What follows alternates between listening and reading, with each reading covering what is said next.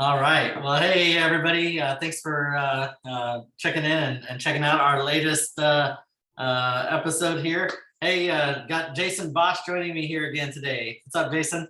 What's up, man? What's up, Mr. Sam? How are you, buddy? I'm good. How are you? Good. I'm doing great. Thank you, man. Thank you. Awesome. Hey, well, it's been about a year, a little over a year or so, since you made the leap and joined eXp Realty. Was It's a hoping that big we can. jump. Yeah, we're and quite the year too. I mean, I think one, your contributions to the company have been awesome, as I expected, because you joined in a corporate role. I know you've made a couple moves inside the company already since then. Love to chat about that too. Sure. Hoping that we can cover a little bit about the journey and kind of a recap, because you've been in the business for how many years now? Oh man, I started in 1993. So what is the math on that? 20, a lot of years. A lot of years. Long time, man. I was only 18 when I started, right? I was right out of high school. I had just gotten married. And like many a real estate story, it's not something I planned. Right. Kind of fell on my lap, and thankfully it's been a great career. And yeah, it's been, if you do the math now, it's been a while. That's awesome. Well, it's a tale as old as time, right? Yeah, right. Most of us didn't try to land in the real estate industry, but happy that I did as well.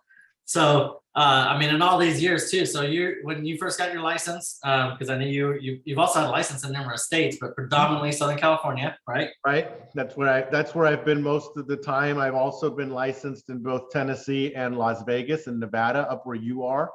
I looked to business in both places. In Tennessee, I invest out there still to this day, and I still travel out that way. And yet most of my time during my tenure has been here in Southern California. Yeah. And I'm still here. I'm out in the desert about an hour away from Rancho Cucamonga, where I was forever. But I'm still in the same general vicinity. Yeah. And so real estate sales to leadership, coaching. I mean, you've worn a lot of hats, a lot of leadership hats. Them. Broker of record for how many? I forgot how many now. How many different Keller Williams offices you're a broker of record for? Right. So I mean, you've done. I think. I mean, you've done a lot, and all while running a real estate licensing school. I mean, you've yeah, a lot of hats for sure. It's been a great career, and overall I'd like to consider myself like a teacher, right? It's actually one of the things that as a kid I kind of wanted to do. So in many ways it ended up turning out. The latter part of my career has been mostly leading and teaching individuals. That's a lot of what you do as a coach, right? As a coach, you're teaching, you're holding them accountable, but you're really moving them along. And then, of course, during my time with our former company, there was a big part of that, right? Because I was at the local level involved with 4 local franchises, but also for 8+ years working at the corporate level, right? As a coach, as a traveling speaker, as a trainer.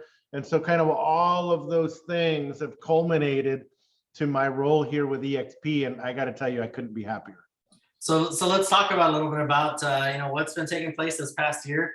Or maybe even backing up a little bit for those who maybe aren't even familiar with the journey prior to. So, again, as you mentioned, you've been a coach. We know you as Coach JB. I know you've got some private clients as well. Sure. You've done some large group sessions coaching, broker of record. What, and you were at KW for how many years? 10+ years. 10+ years, time. a full decade, more than a third of my career. Right. The formidable years, I would say, was spent there with them. And, I have a lot to be grateful with them for sure. Well, I'm sure, in 10 years, it wasn't like it was at the very tail end that somebody called you for the first time No. to try to introduce you to something different. What was it then? I mean, after all these years, and I know you've had a great journey there as well with them.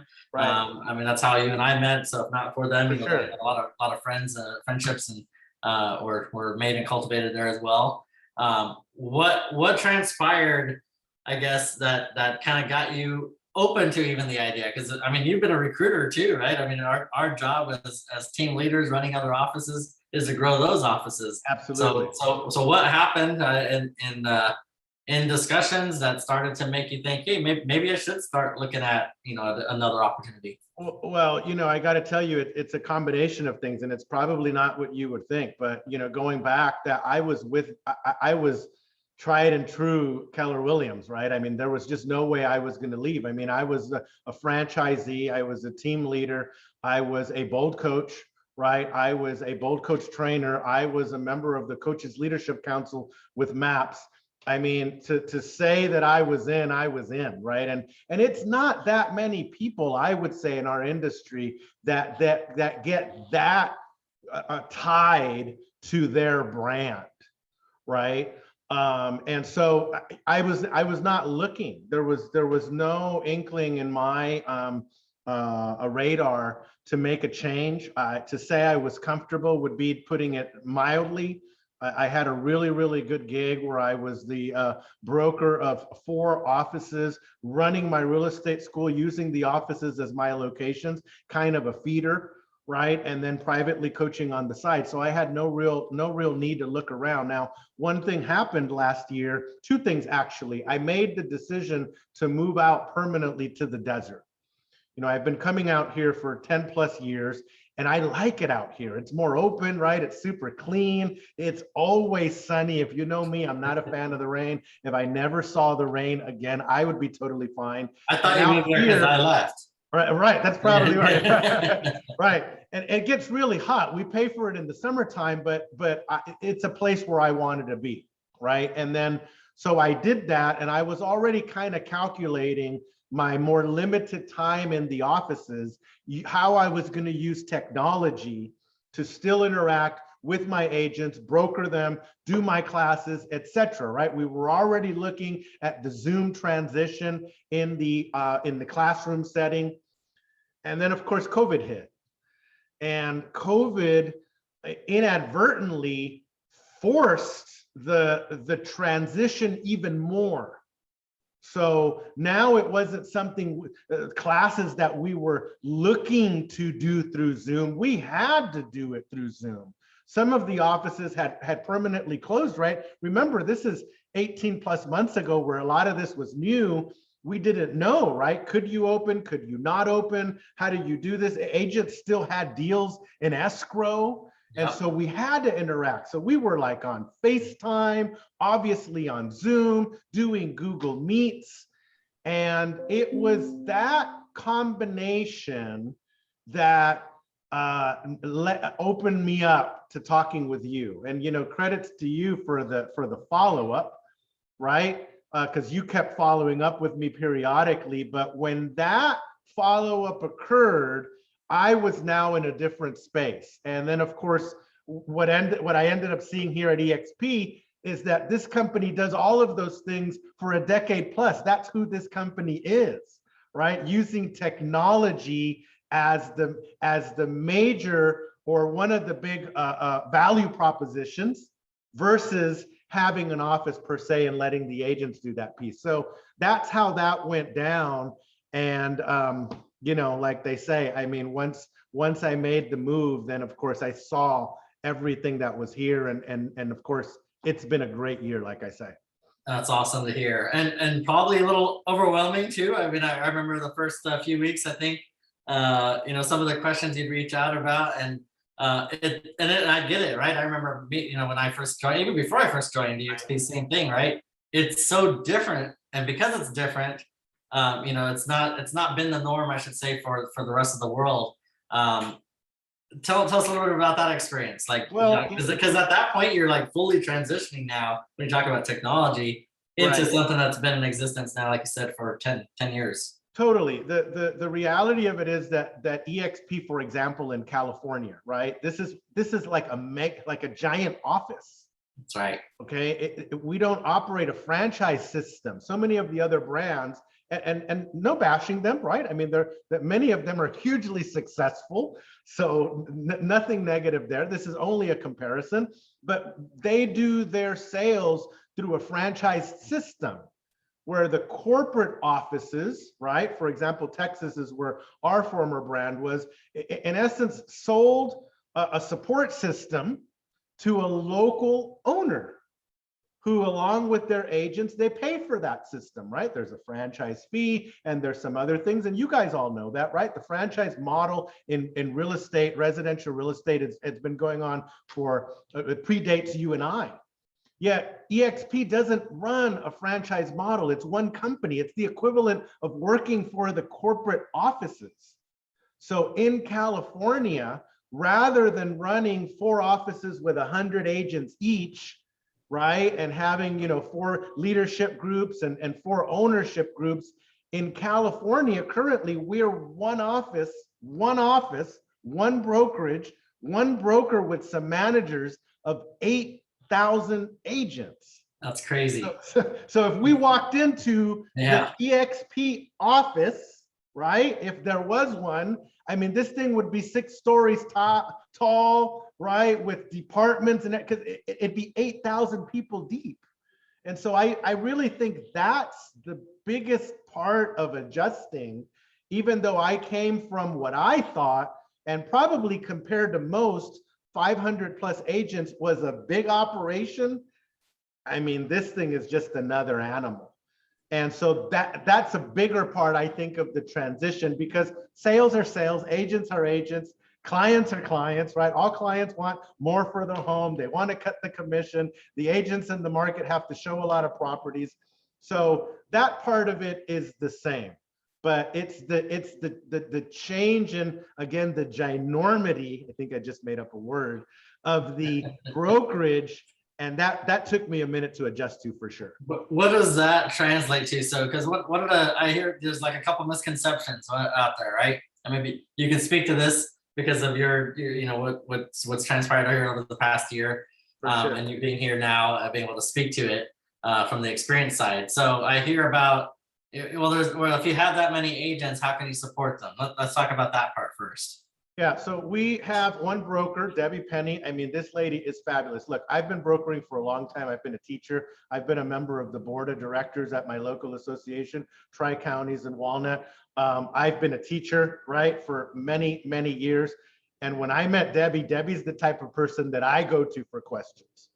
I mean, she knows the forms. She knows the contract at a level to, I'm going to say, greater than I knew it, for sure. And I feel pretty well-rounded. So we have one broker and a team of 7 managing brokers. Think of them kind of as managers in the office. So that team of 8, along with what we have as compliance individuals and support staff, which is a total team of about 25, 26, runs the 8,000 person office. Now, we're super efficient in what we do because, look, let's face it, as a broker on the outside, you're sometimes the broker, the manager, sometimes the owner, right? Sometimes you're doing your personal production. I mean, how hard is that to do personal production and also run the office? Yet, let's face it, you've got to many times, because financially, that's how you're going to make it. Yeah. Gosh, I mean, there's some broker owners that are doing flips. They're doing everything. I mean, they're really spread out. So here we have staff, and they're very specific to their role, and they're able to manage and run, I would say, more than normal on the outside, again, because of that efficiency. Perfect. That's awesome. Misconception number 2.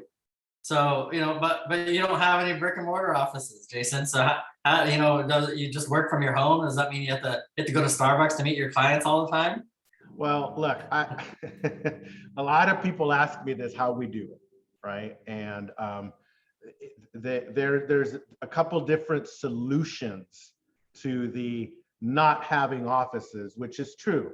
eXp, for the most part, does not have offices that are company paid for, right, that you as an agent are going to use. We have the solution of Regus. If you're in a big city, in a big area, like I was in, the Inland Empire, San Gabriel Valley, Orange County, LA, that's not even an issue, because Regus replaces the grandeur of an office that I'm going to say is nicer than most offices that brokers can afford anyway. Regises are shared offices. They're executive offices. They're the equivalent of what you would get if you are most of the agents out there where there's a shared space, there's a copier, there's a scanner, there's a printer, there's a receptionist, there's a place to meet clients, there's all of it. Okay. Now, that's true. In an area where there's not a Regis, that may not be the case. Some agents choose to have branch offices, which in a state like California, that is allowed, and we allow and encourage that. And yet, here's the reality. Similar to marketing 10, 12 years ago, I'm going to give you an example that I gave a group of agents recently. I remember a time when Century 21 dominated the Southern California marketing landscape with their ads in the LA Times.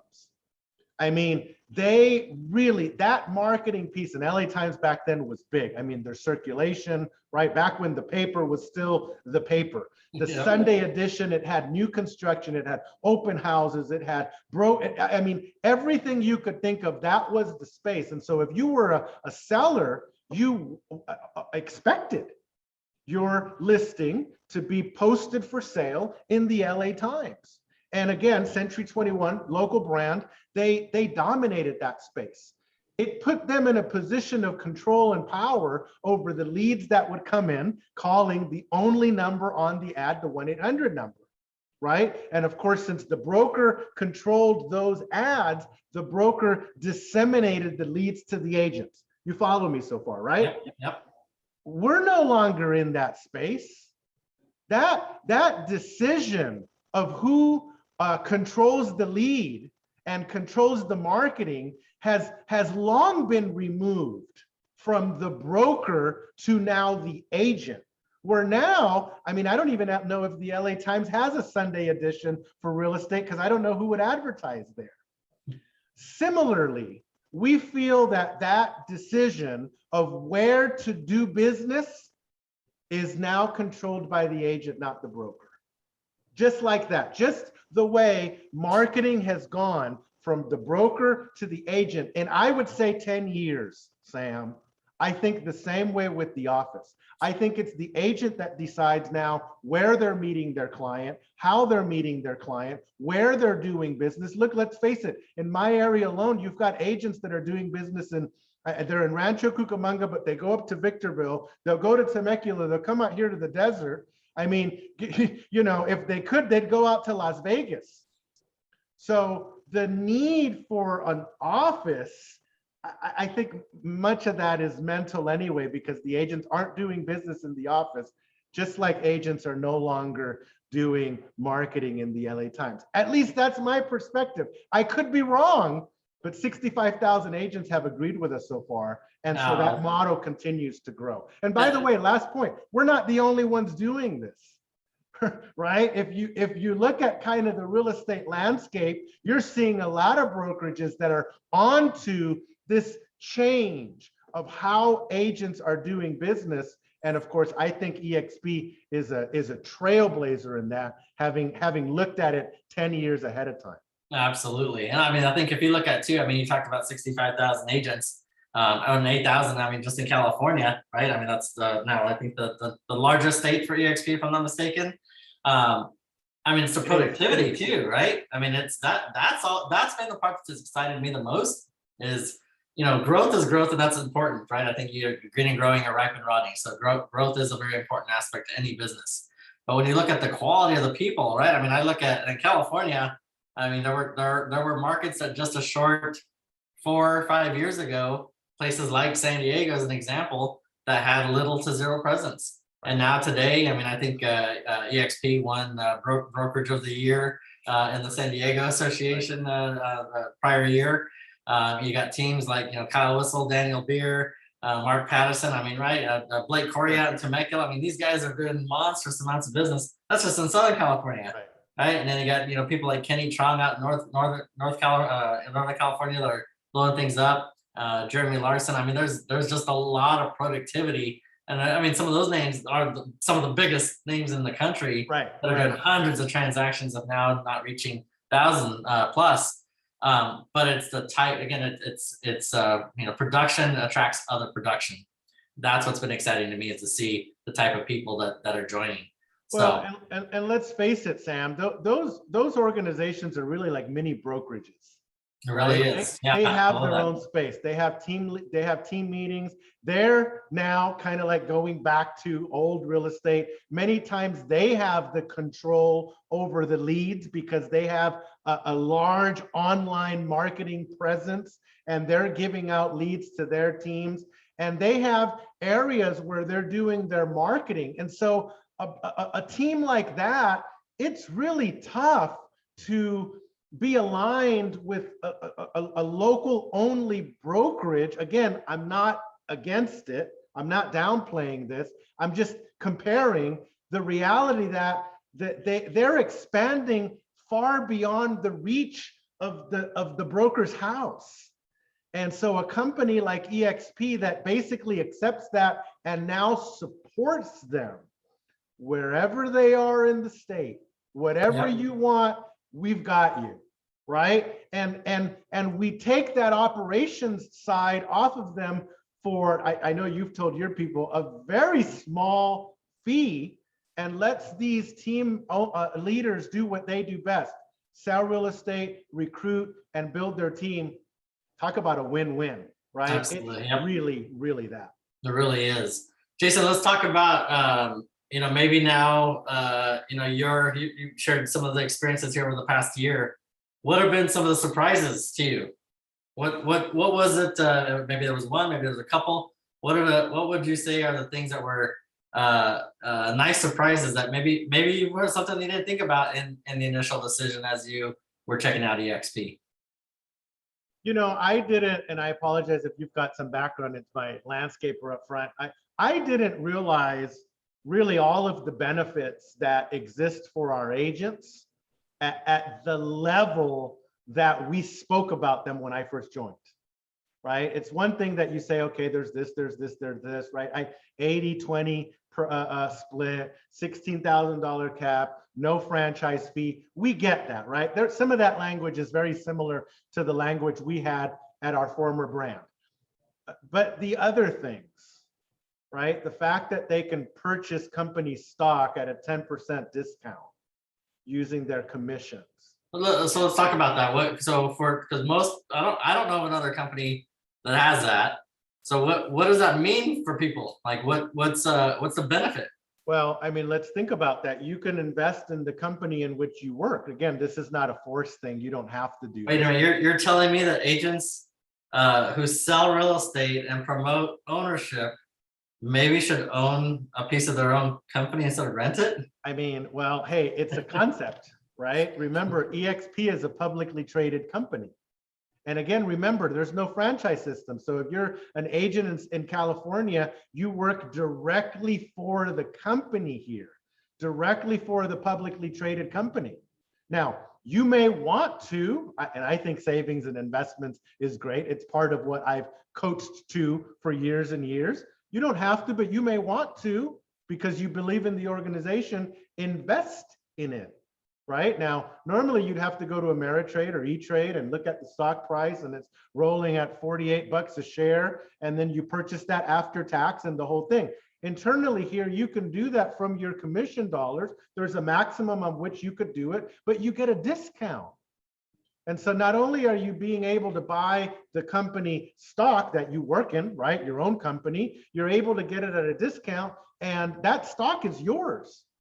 And so as that stock grows, as you help grow the company, and that stock goes from 45 bucks to 55 bucks to 60 bucks, whatever that goes to in the long run, that money is there for you. Now, again, that's not for everyone, nor does it replace necessarily other things. It's just an extra.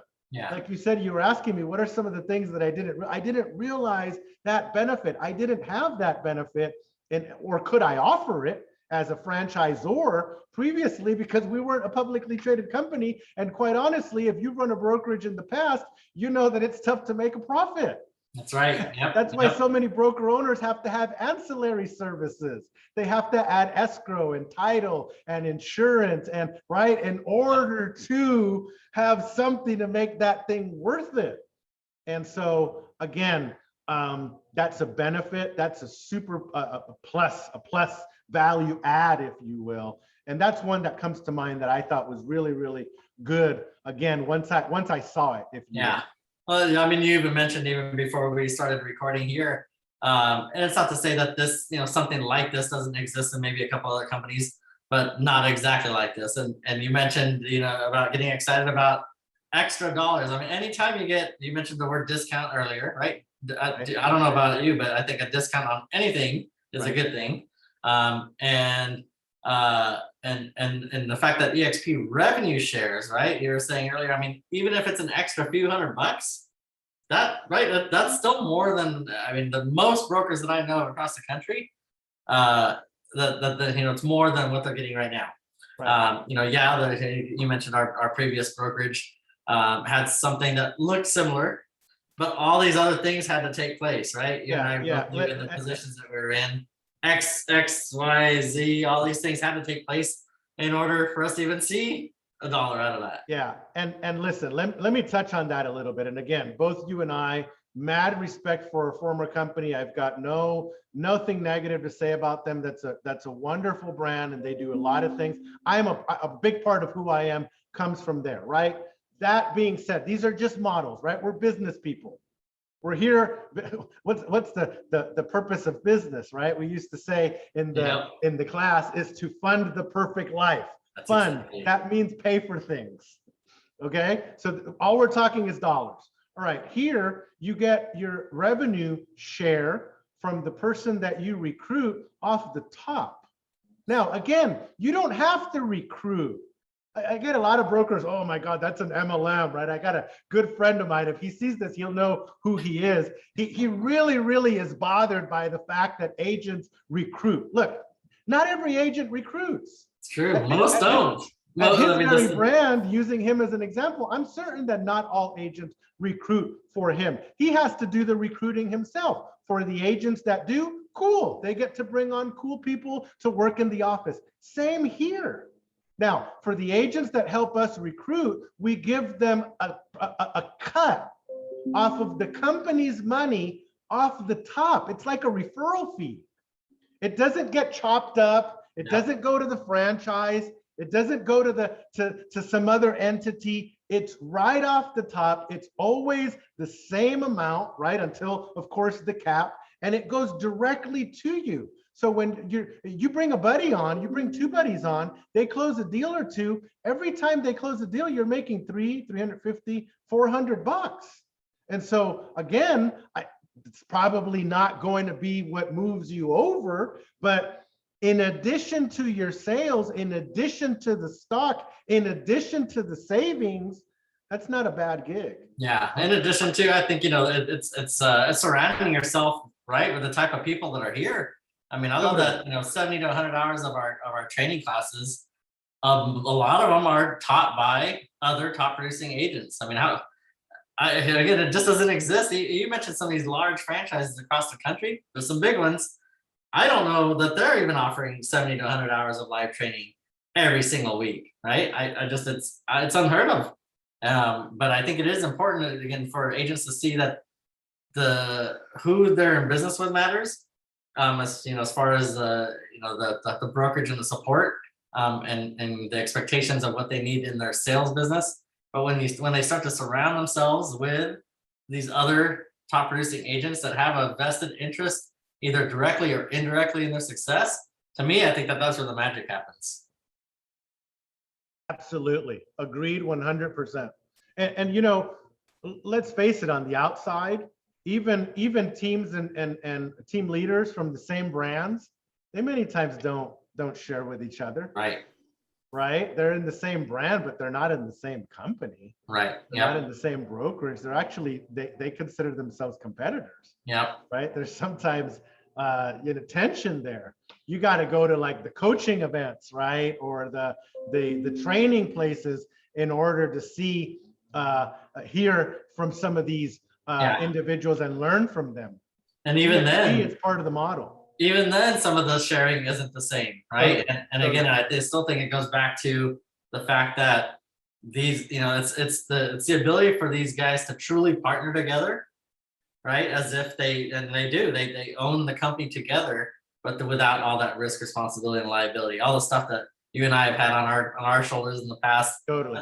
That's the part that's not any fun, right? It's so why not be able to have some fun and be able to benefit the most from a model when you get the support the way eXp provides for every single. Well, and again, it benefits everyone, because as the company is more profitable, if you've got shares in the company, then it's a win for you. So right.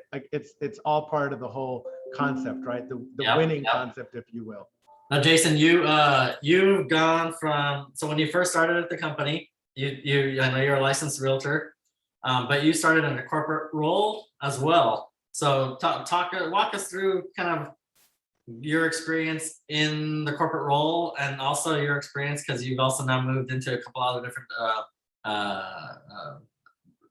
positions since then as well. I mean, today you're the regional operations manager for the West. And so that's awesome. I mean, the fact that we have you as part of our leadership team too. I mean, again, I think bodes well for us as well. Yet another coup, again, for the type of people that we're in business with, and more of the support that is offered to our agents.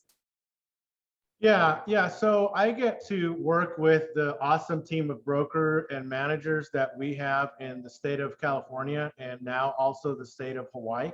That's awesome. And again, growing the team. When I started, because the need was there, and I've been a broker for so long in California, I also had my feet in the fire and worked directly with the agents in the California state team. And look, let's face it, when you've been around, as you had asked me how long I've been here, I've been doing this a long time. The word just gets out, right? Oh, Jason's with eXp now. So I'll get agents that call and ask questions and what have you. So I'm real involved in all things California at the regional level, and in Hawaii, right? Ideally, we work virtual, so I get to see the pictures of Hawaii. But we also involved in some things in real life, right? We've got our big company conference coming up in November. And so our brokers and our managers are engaged on the street, government permitting, as they are in the outside. So it's something we do. That's awesome. Well, you've been a big part of the success for the growth in California. Again, the support that's offered there. I mean, like I said, you've been a great addition. So it's I'm definitely happy that you've been here with many more years to come. Before we wrap up, Jason, and I mean, ultimately, like you said, a lot of people know that you're here. There might be some people that don't know you're here. There might be others that are maybe still quietly watching from afar. I mean, ultimately, we talk about recruitment and introducing the model to others. Any parting words that you would share? Because I mean, ultimately, I think it's.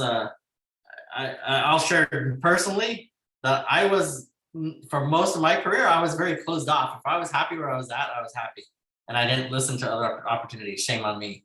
For you, I know you were always willing to lend the ear. When I first moved over to eXp, I think I'd only been at eXp for a couple of weeks. I remember for us getting together and having lunch out in the desert. So I appreciate you being one of those open-minded folks and being open to hearing about opportunity. Now that, again, you've made the move and you've been here now the past year, I mean, what words of encouragement would you have for some of your other friends and anybody else watching or listening here today? Can you hear me? Can you hear me through this? I hear you. Yep. Okay. So look, let me back up and give whoever's listening a coaching moment for a minute, right? If you're closed off to someone that's trying to sell you something, how could you possibly create the energy to allow someone to be open to you when you're selling? I mean, just talking energy, I can't help but be a coach real quick as you ask me that question, right? Good. Because I do see agents do that, right? They're no, they already, as if they already know, right? They already know the answer. Look, if you already know the answer, then it doesn't matter what the question is, right? That already tells me a lot about where you are in your box, if you will. And yet it's interesting because that same individual, when you see them in a coaching environment, will ask questions wondering why people are not more open to them. I think energy is like a boomerang. Yeah. Right? What you're receiving is largely what you put out. So that being said, eXp is not for everyone, right? There's 1.4 million realtors, residential real estate agents across the country. We only represent 65,000 of them, if that, because not everybody is in America. We're open in 9+ states and 9+ countries, I think it is. And so we're a player. I think if you see our numbers, we're now the third largest company, one brand, one entity in units closed residentially. If you saw that based on our 2020 numbers, also in volume, I think it's third and fourth. I forget the interchange there by some of the neutral companies that rate us.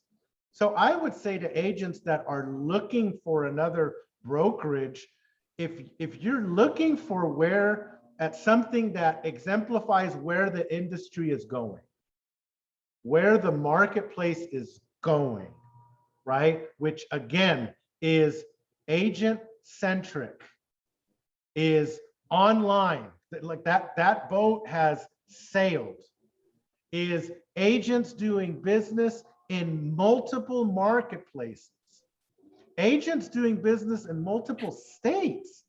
You could do a deal in Las Vegas, in Phoenix, and in LA. It's all one broker, 80-20 cap, right? You could market yourself accordingly, and you don't have to worry about violating any broker rules. Again, you still have to do the state rules, but as long as you follow those, you're working for the same company.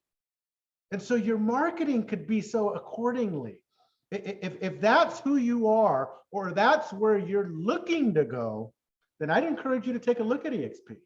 If you want me to kind of chat with you as an inside man over what I see and why, I mean, I'm convinced that this model and models like it are where the agents are going to be doing business moving into the future. And by the way, look around. Most brokers are having to do something about what they're doing anyway, right? Merging offices, making office space smaller, right? Instead going into different locations, going more virtual with their training. We're already there. We're 10 years into this thing. Right? That's awesome. Yeah, very, very true. You know, for those not looking, right? As I mean, you and I've been there before. Is we were happy where we're at in our roles that we've had in the past too. We've called people. In fact, I used to tell people all the time, you know, that I was actually looking for people that were happy where they're at, right? As I wasn't looking for people that were unhappy. So the messaging, anything different you want to add for those who are, you know, maybe like you said, maybe they've already made up their decision about eXp, but actually haven't even looked at it. And not, again, not to say that they're even looking. You mentioned it earlier that, you know, for you, I mean, you and I spoke for what, 4 years, 3.5-4 years about eXp, for sure. Yeah. And because it just wasn't the time for you to consider a move at the time. But when it did become time, you had already been doing your homework all along, right? You'd already been exploring some of the different.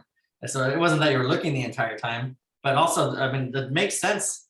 This is the part that doesn't make sense to me, is that real estate agents as market professionals know about their competing, the competing agents that they work against in the markets, but they aren't willing to put the time and the energy and effort forward into learning about the competitor brokerage models, or just even as business people that you mentioned earlier, right? I mean, as business people, shouldn't we know what the best options are for our own business, ourselves, and ultimately that of the future of our families? Like you said earlier, the purpose of business is to fund the perfect life. Well, how do we know? You know, and again, it's I've seen other eXp agents say the same thing too. They're not married to eXp. Right. They're saying, look, you show us a better model, we'll take a look at it too. I think that's the only smart thing to do. Business. It's business. Yeah.